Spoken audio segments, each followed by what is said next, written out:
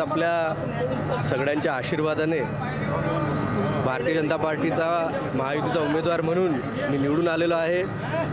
एक मोठं मताधिक्य अपेक्षित होतं, परंतु मतदार जो आशीर्वाद देतील तो स्वीकारून शेतकऱ्यांचे विषय असतील, लोकांचे विषय असतील यासाठी सदैव सेवेत राहील एवढेच आपल्या सगळ्यांना आश्वासित करतो।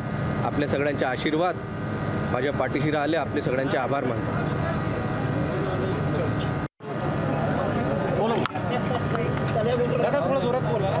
आज आपल्या सगळ्यांच्या आशीर्वादाने भारतीय जनता पार्टीचा महायुतीचा उमेदवार म्हणून मी निवडून आलेलो आहे।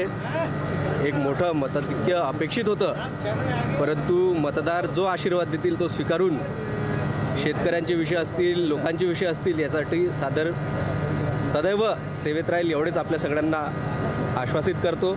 आपल्या सगळ्यांचे आशीर्वाद माझ्या पाठीशी राहिले, आपले सगळ्यांचे आभार मानतो।